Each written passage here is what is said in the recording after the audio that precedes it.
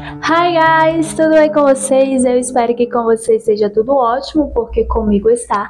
Eu me chamo Yara, muito prazer, e eu trago vídeos aqui todos os dias no canal, então espero muito que você goste do meu tipo de conteúdo. E se você gosta desse tipo de conteúdo, não se esquece de se inscrever aqui, sabe, no final do vídeo. Tudo bem que eu vou esperar você terminar esse vídeo aqui para se inscrever, ok? E não esquece também de curtir. E aí, o tema de hoje é um tema que eu acho assim um pouco curioso, um pouco distinto e enigmático. O tema de hoje é o que tem depois da morte. Sim. Vocês já pararam para pensar? Sendo bem sincera, eu nunca parei para pensar, mas eu já li um livro em que ele abordava coisas espirituais, que é um livro espírita, inclusive, e lá diz que depois da morte, pelo menos de acordo com o livro, depois da morte, porque o espírito estava pegado a coisas materiais, ele ficou na escuridão. Ai, gente, depois que eu li esse livro, eu me apeguei muito a essa teoria, tá? Não sei se é real ou é apenas um gancho ali da história, mas eu me apeguei muito a isso. Então, a minha opinião sobre a vida depois da morte, ou sobre a morte depois da vida, é que a gente vai, sei lá, para algum lugar, mas se a gente estiver preso a bens, pessoas, emoções, sentimentos ou prazeres carnais, esse tipo de coisa, nós ficamos na escuridão. É o que eu acredito. Mas a gente vai descobrir o que aconteceu hoje com os nossos protagonistas dos relatos de hoje. Eu tô empolgada porque esse tema é um tanto gostoso de, sabe, de conversar sobre ele. Só um minutinho, peraí. Agora a gente vai começar com o nosso primeiro relato. E o nome desse primeiro relato se chama Eu Ouvi Meu Próprio Velório. Ok? E foi enviado por Silvia. Ela tem 41 anos e ela explica aqui, já no início, que a parada cardíaca foi durante uma cirurgia do fígado. Perdão, a língua enrolou. Bem, bora lá. Eu fui bem tranquila para a cirurgia, sabe? Porque eu sabia que era um tumor benigno. Mas, no entanto, se não cuidasse, seria obviamente perigoso. E durante todo o procedimento, algo acabou dando errado, sabe, com a anestesia, e o meu coração acabou simplesmente parando. E os médicos depois me falaram que eu fiquei morta por uns 2 minutos e 23 segundos. O que eu me lembro é que primeiro eu senti o meu corpo gelar. Sim, da cabeça aos pés, e de repente, como se fosse uma batida invertida, eu me vi flutuando acima da sala. Eu via tudo, minha pele pálida, os médicos entrando em pânico e alguém gritando "Código Azul!". E eu tentava gritar, mas a minha boca não tinha cordas vocais, sabe?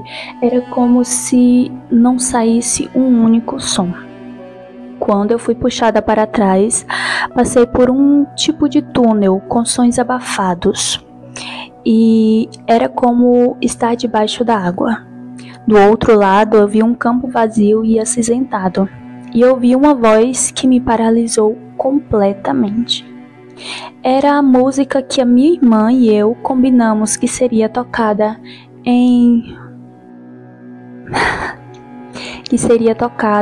no velório de uma de nós. Então eu ouvi vozes, choros, passos e reconheci tudo. A casa era da minha mãe.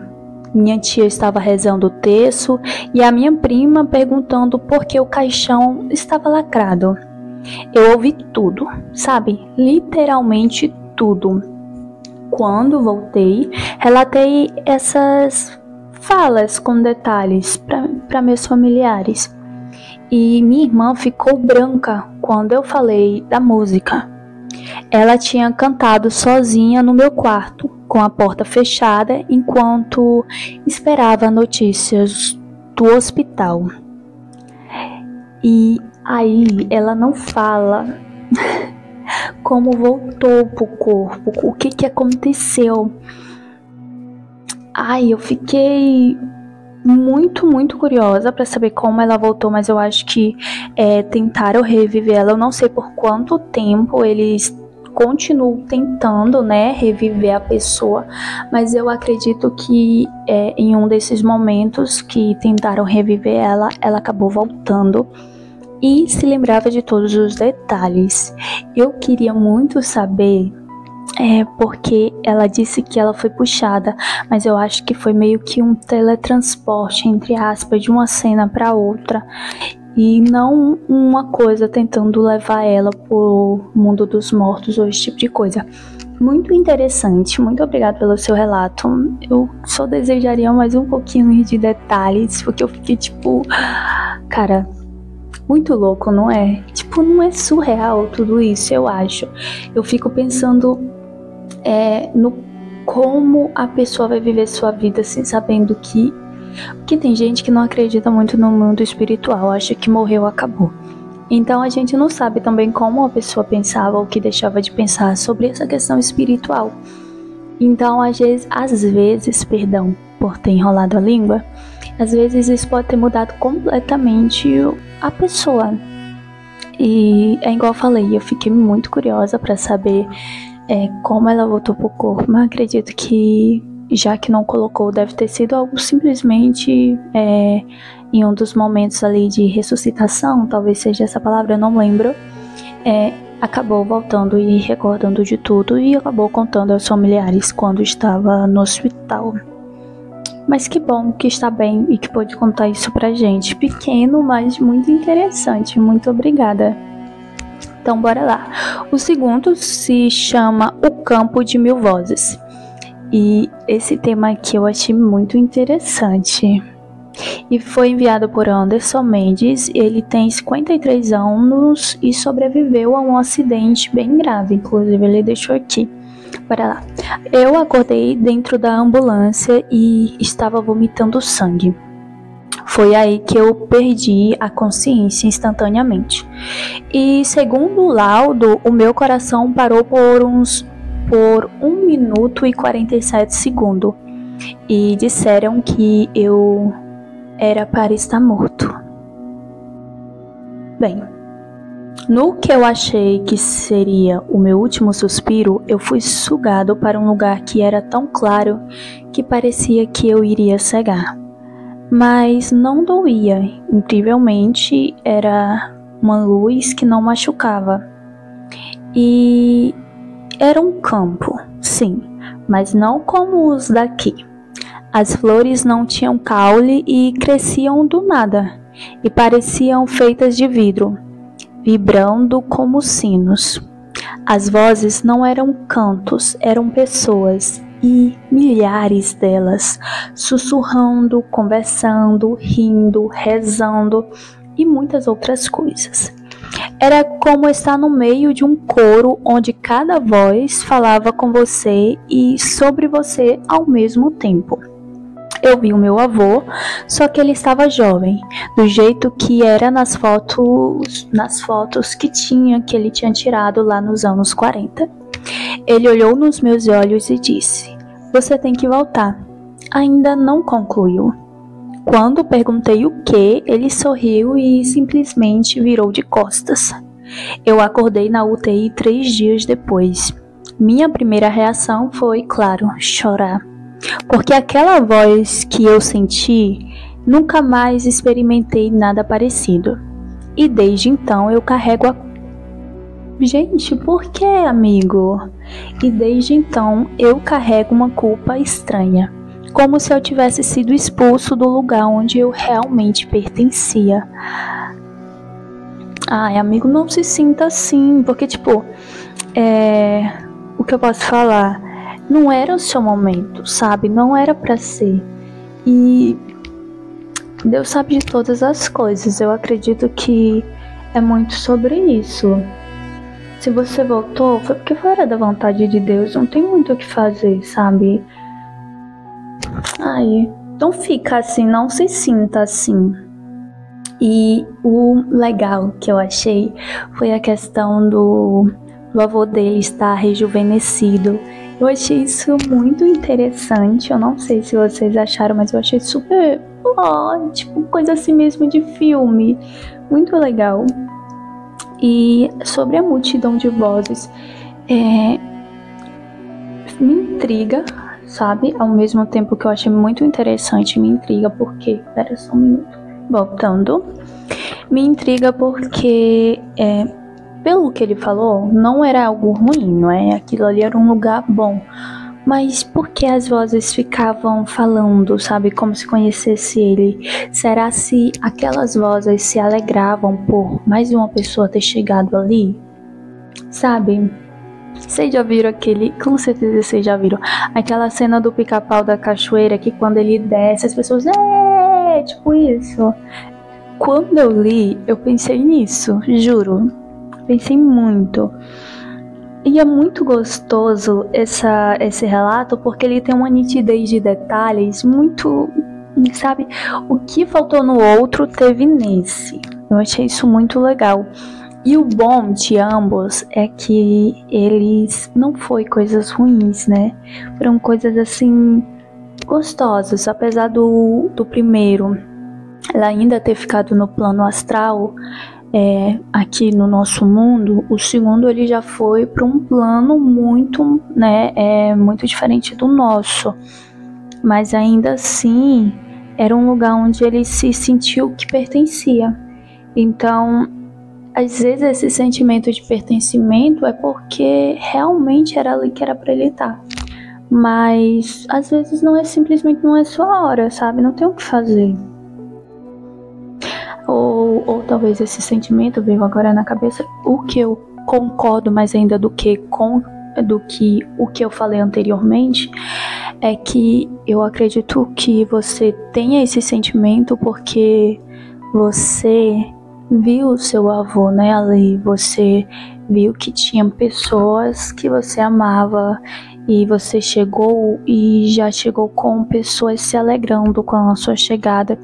Então tem toda uma questão também psicológica, que às vezes você poderia não estar bem, você às vezes só queria, sei lá, às vezes você não detalhou o acidente. Às vezes pode ser uma opção, gente, poderia ser um suicídio e aí ele volta e ele sente que pertence a lá. Ou talvez nem isso, né? Às vezes é só um acidente mesmo e aí como ele viu que as pessoas que ele ama estão lá, ele só queria estar lá. Então é uma questão também psicológica. E eu falei que seria legal se tivesse um relato de uma pessoa mais nova, e tem. Só não tem assim tão jovem, né? Mas tem da Carla Menezes, e ela tem 29 anos, ela é de São Paulo. Ela disse que sobreviveu sobreviveu a uma overdose acidental de remédios. Eu estava em crise e depressão muito pesada, sem tomar os remédios direito, sabe? E num domingo à noite eu tomei uma xícara inteira de calmantes e fui deitar no sofá. Eu queria dormir e nunca mais acordar. Então aqui, desculpa, né, estar falando isso. Então não foi acidental, querida. Você botou no início que foi acidental e eu ia muito me apegar nisso quando eu fosse falar, mas você disse que queria, né, dormir e não acordar mais. Eu já tive essa sensação. Inclusive se eu não me engano, foi na virada do ano passado. Eu não lembro se foi da do ano passado ou foi a do ano retrasado. Não, foi o Natal do ano passado. Eu me dopei e fui dormir. O meu marido ia ter uma festa aqui em casa com os amigos e as amigas do meu marido.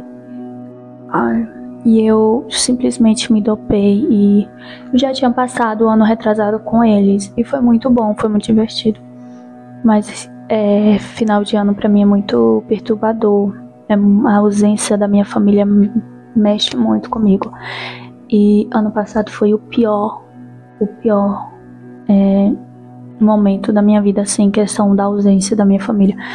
eu não tenho uma convivência ou qualquer outra coisa boa ou minimamente isso com a minha família, mas querendo ou não, é a única família que eu tenho.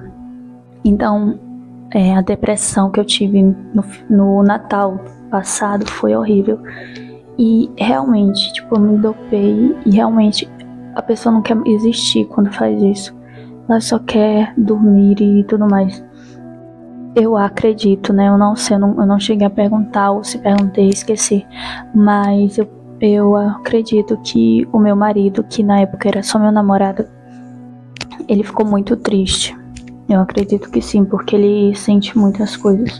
Mas ao mesmo tempo ele respeita também. Então, se eu digo pra ele que eu vou fazer, então se ele não gosta, ele aconselha. E ele queria que eu participasse. Eu via nitidamente que ele queria, mas eu tava tão abusada de tudo, de todos, sabe? Eu nem sei explicar. É como se qualquer pessoa que chegasse perto de mim me causasse tristeza ou raiva, sabe? Então eu preferi simplesmente só ignorar todo mundo nesse dia. Mas bora lá. Pera. Eu passei muito aqui. Passei muito. Mas o que veio depois foi tudo menos a paz. Eu fiquei... Por quê? Tadinha. Eu me vi num corredor escuro. As paredes, elas pulsavam como carne viva.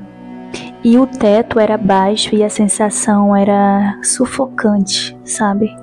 Eu andava descalça num chão gelado e ouvia muitas vozes. Mas não eram sussurros. Eram gritos abafados, como gente que estava sendo enterrada viva. Atrás de algumas portas havia olhos, só olhos, me encarando. Alguns choravam, outros vibravam de raiva. Em certo ponto, eu me deparei com uma figura de túnica preta e ela não tinha rostos, sabe? Ela não tinha rosto, apenas uma boca costurada, e ela me apontou o caminho de volta. Não disse nada, só apontou. Eu corri desesperada e o corredor começou a fechar, como se quisesse me engolir viva. Quando eu acordei, estava no hospital, com o estômago lavado. Minha mãe segurava minha mão e estava chorando. Mas até hoje, quando estou sozinha no escuro, sinto o mesmo cheiro que eu senti lá dentro. Um cheiro de ferro queimado e flores mortas. E eu nunca mais consegui dormir com a porta fechada. Gente, eu falei que eu aparentemente não ia ter nada, né, assim, relativo a coisas ruins, mas... mil perdões. E essa questão do ambiente escuro, criaturas e entidades, sabe, silenciosa, dá uma sensação, assim, de julgamento, sabe? Porque tem gente que diz que suicídio a pessoa não vai pro céu. Se eu não me engano, tem até uma passagem bíblica, né, que diz sobre isso. Eu não sei dizer de fato, não confie nessa informação minha. Mas, se eu não me engano, tem. E, gente... Certamente ali, o que eu posso dizer? Certamente ali não era algo de julgamento, né? Vocês podem ver que não tinha, sei lá, não dá a impressão de que é um lugar de julgamento, mas dá a impressão de que, tipo, se ela como ela fez, né, se dopou e tudo mais com a intenção de não acordar, dá a impressão de que foi revelado pra ela pra onde ela iria, ou o que aconteceria com ela ou com esse tipo de coisa. E todos esses relatos são relatos de realidades espirituais muito distintas e diferentes. Depende muito ali do emocional da pessoa, o mental e questões também da morte, né? Por exemplo, vou botar uma tese aqui sobre os 3 rapidinho. O primeiro, eu cheguei à conclusão de que a mulher se manteve, né? A senhora se manteve no nosso plano porque foi um erro médico ali. né? O segundo foi um acidente. Eu cheguei também a essa conclusão. Naquele momento eu pedi, né, para especificar se teria sido um acidente intencional ou não, mas eu acredito que não. Já isso me levou a essa conclusão devido ao terceiro, porque se o segundo fosse um suicídio, então eu acho que seria bem mais parecido com o terceiro, alguma coisa ali. Mas não, era uma coisa mais singela, sabe, mais confortante, que deu para ele a necessidade, a vontade, o desejo e a culpa de ter voltado porque desejava ficar ali. Já o terceiro, eu acho que sim, seria mais uma revelação. Eu não sei se essa pessoa cultua alguma coisa, que sou um pouco mais intensa pro lado espiritual. Então, às vezes, a pessoa, ela cultua esse tipo de religião. Não estou falando que seja ruim, tá? E acabou que ali, eu acredito que se for o caso, ela foi revelado para ela, alguma entidade revelou para ela o que aconteceria caso... Vocês sabem, né? Enfim, eu acredito que seja isso, porque eu achei uma coisa assim muito específica ali no caso dela, ainda mais que seria um caso de contra a sua vida, esse tipo de coisa. Então é isso. Deixa aí nos comentários qual a sua opinião. Eu já deixei aqui a minha, eu vou mudando muito ao decorrer dos relatos, porque eu acho muito distinto, pra mim, né, na minha percepção, cada relato ele vai revelando uma lacuna de um outro relato, gente. Por quê? Porque se vocês forem ver, foram, tipo assim, não foram relatos em que as pessoas simplesmente foram para o mesmo lugar, não. Foram relatos em que um se manteve no nosso plano, o outro foi para um lugar magnífico e um outro foi revelado coisas estranhas e bizarras. O que eu acho que ela deveria ter detalhado mais um pouquinho, porque, cara, quão bizarro deve ter sido, né? Eu acho que eu nunca tive revelações de sonho, não. Mas eu passei a minha infância toda tendo sonhos bizarros. Enfim. É isso, eu espero que você tenha gostado do vídeo de hoje. Eu gostei de estar aqui e cheiro e até o próximo vídeo, tá bom? E não esquece de comentar aí o que você achou de cada relato, tá bom? Você também, assim como eu, fica mudando de opinião a cada relato que vai ouvindo, porque eu sou. Tchau.